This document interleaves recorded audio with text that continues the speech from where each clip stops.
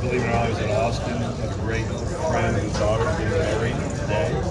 We got a huge game in College Station on the Southeastern Conference schedule, so it's pretty well.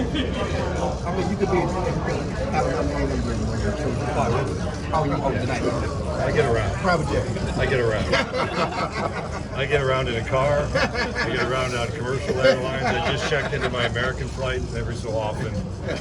Other means of transportation. That's awesome. Did you talk to Greg this I'm sorry? Did you talk to Greg this week? No, we talked the week before. We were in meetings together in Chicago, and he asked me if I was planning to attend. I think I had mentioned it to him once before that at some point I'd attend and attend. It was a really cordial conversation. Brett and I have a very healthy relationship. I was in New York a couple weeks ago and ate at his wife's family's restaurant 2 nights. He helped me out there. So I think Brett's been full-on gentleman with me. He knows what the future holds. He's working on his future as well. And I wanted to be respectful in being here, and I know he wants to be respectful as well. Are you surprised he's not here? No, I mean, I wouldn't say yes or no, and that's a decision that we all make. And again, I think that between he and I, it's been respectful, and I know he's got a healthy relationship with the school. Have you been to a game in Denver? I have not. I attended my first football game in Austin last fall because Alabama played there. Obviously, we looked to the future. We just didn't have a conference game that matched up. Last year, I spent some time in Norman. It was actually my first visit to campus in December, and then when Arkansas and Oklahoma played in Oklahoma City, I was at that men's basketball. Are you saying?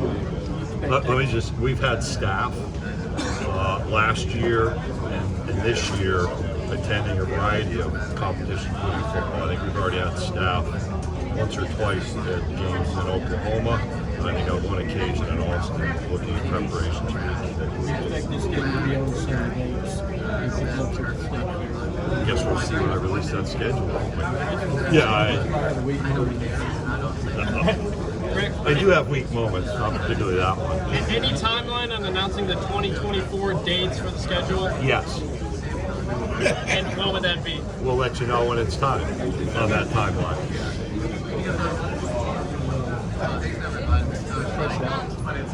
The new TV deal, does that mean that it's announced kickoff times like before, like 2 weeks in Yes. advance?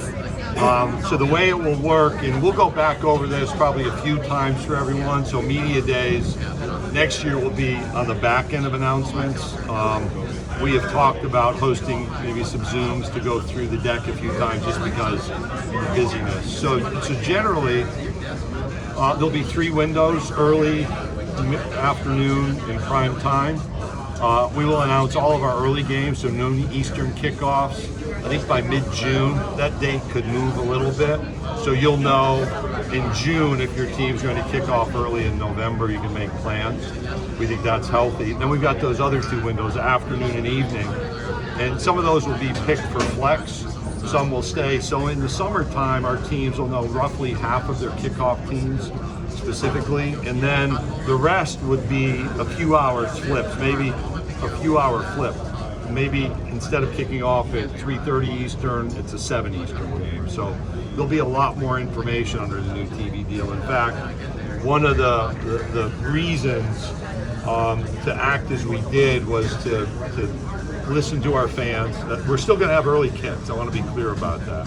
But to give more information earlier so that people can make their plans around those weekends with some variance through the season. So 2 weeks in advance, 12 days in advance, there could be that afternoon to evening flip or evening to afternoon.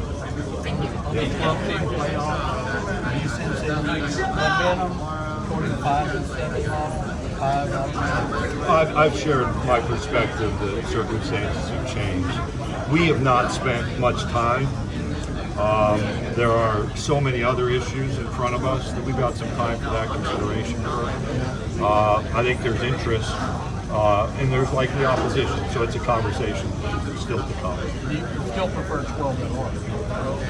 Oh, I always have. I've been a big fan of that large. You're in your way in. I was on the committee, obviously, that introduced 12, being respectful of kind of the legacy representation, the conference champions have to be considered. And I thought we struck a reasonable compromise. Circumstances have changed, which has caused me to say we're going to have to look at that allocation again.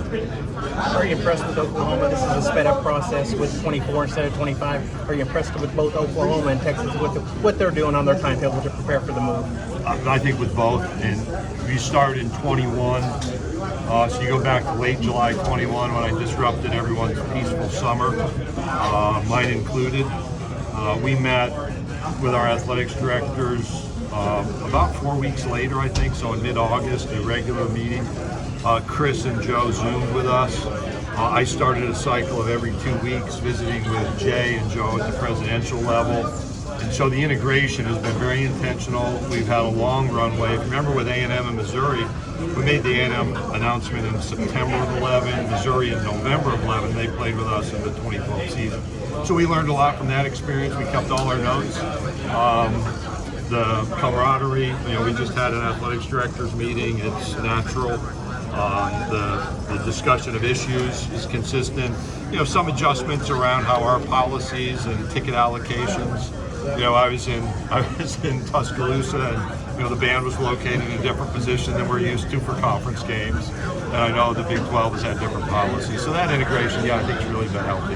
What was the biggest thing that you learned from Texas and Missouri, Texas and Missouri, that's helped you through this process?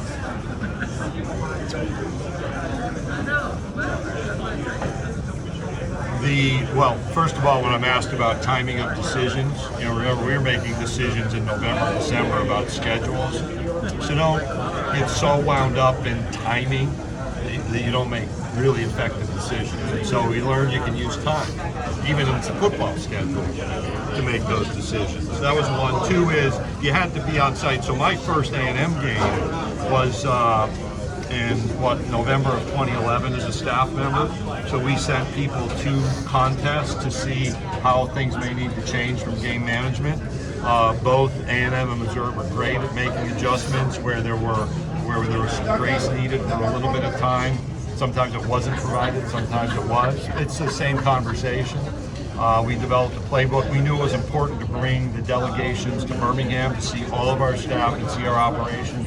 We did that with Oklahoma and Texas last December, not expecting that they'd be here in 24. So we're going to go through a couple of cycles of those visits, and then the date sped up. And we've done it differently here. I really credit Jay Hartzell and Joe Harris wanted to be fully respectful of their Big 12 colleagues and Big 12 relationships. We've not had celebration events. I'm here just because it's time, and we learned, that there's an expectation at some point we'll celebrate. We did that immediately in College Station and in Columbia. But this has been a different dynamic, but there's a combination of what we did last time and learning from this experience that informed our direction. It's the same problem. Well, I think so there's this notion that we haven't interrupted behavior. I actually think we have. I can go back and we had a game where I had two athletics directors on the phone Monday, and both said the efforts made kept a group from storming, and that's during the week with students and at the game with security and with fans. That doesn't mean you can prevent them all, and we've seen a couple this year. We're still working on those issues. And there are different opinions. They're throwing. Well, I've spoken about that. And they got fined twice. So